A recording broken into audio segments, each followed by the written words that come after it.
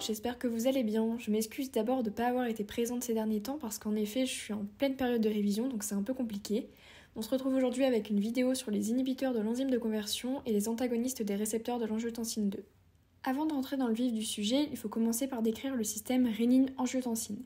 L'angiotensinogène, une protéine d'origine hépatique, va être transformée en angiotensine 1 par la rénine, qui est une enzyme d'origine rénale. L'angiotensine 1 va ensuite être transformée en angiotensine 2 par l'enzyme de conversion de l'angiotensine, également appelée ECA.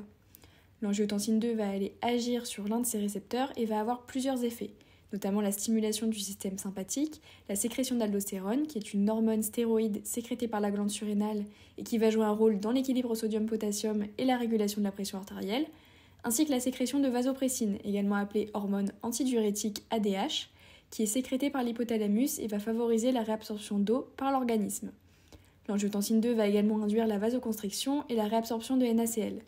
Tous ces éléments vont, in fine, conduire à l'augmentation de la pression artérielle et la rétention hydrique. Des molécules vont pouvoir aller inhiber l'enzyme de conversion ou les récepteurs de l'angiotensine 2, notamment l'AT1 que je vous présente juste après. Il existe deux types de récepteurs à l'angiotensine 2, possédant des fonctions différentes. Ce sont tous deux des récepteurs couplés aux protéines G. Les récepteurs AT1, également appelés AT1R, vont avoir une forte affinité avec l'angiotensine 2. Ils vont donc être majoritairement utilisés par la protéine. Ils vont être responsables d'une vasoconstriction ainsi que d'une inotropie positive, c'est-à-dire une augmentation des contractions cardiaques. Ils sont situés en plus grand nombre dans les cellules musculaires lisses, notamment celles au niveau vasculaire, les cardiomyocytes, les hépatocytes, les poumons ou encore la cortico-surrénale.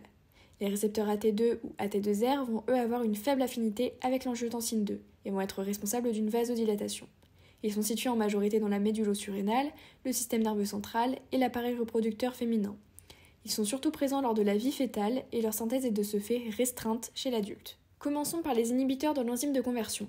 Vu que l'enzyme de conversion va être inhibée, on va se retrouver avec une plus faible formation d'angiotensine 2. Tout ceci va alors mener à une augmentation de la bradykinine puisqu'elle ne sera plus dégradée. La bradykinine étant un puissant vasodilatateur, elle va mener à la baisse de la pression artérielle. Les IEC sont indiqués en majorité dans l'hypertension artérielle, puisqu'ils diminuent la pression artérielle. Ils sont également prescrits dans l'infarctus du myocarde et l'insuffisance cardiaque, puisqu'ils permettent d'améliorer la survie des patients. En effet, leur effet vasodilatateur va ainsi faciliter le travail du cœur, qui sera de nouveau entièrement capable d'expulser le sang dans les vaisseaux. Les IEC sont aussi prescrits pour les maladies coronariennes et les complications rénales dues au diabète de type 2. Les effets indésirables sont cependant nombreux. Une toux sèche due à la bradykinine qui a un fort effet bronchoconstricteur, une hyperkaliémie, c'est-à-dire un excès de potassium dans le sang, l'élévation de la créatininémie, augmentation du taux de créatine dans le sang, normalement éliminé par les reins, de la fatigue, des maux de tête et des étourdissements, une hypotension, puisque les IEC ont pour but de diminuer la pression artérielle, des troubles gastro-intestinaux, des éruptions cutanées et une neutropénie, qui est une diminution des neutrophiles, un type de globule blanc.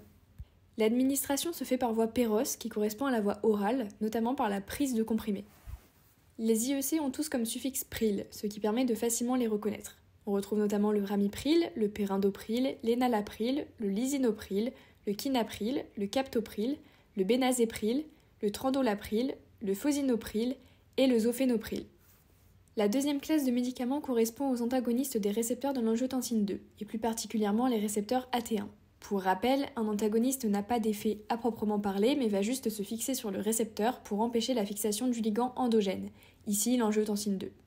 L'angiotensine 2 va alors aller se fixer au récepteur AT2. Ceci va entraîner une diminution de la pression artérielle par vasodilatation, ainsi que l'inhibition de la libération de noradrénaline et la diminution de la sécrétion d'aldostérone. Ces antagonistes ont les mêmes indications que précédemment: hypertension artérielle, insuffisance cardiaque, infarctus du myocarde et insuffisance rénale.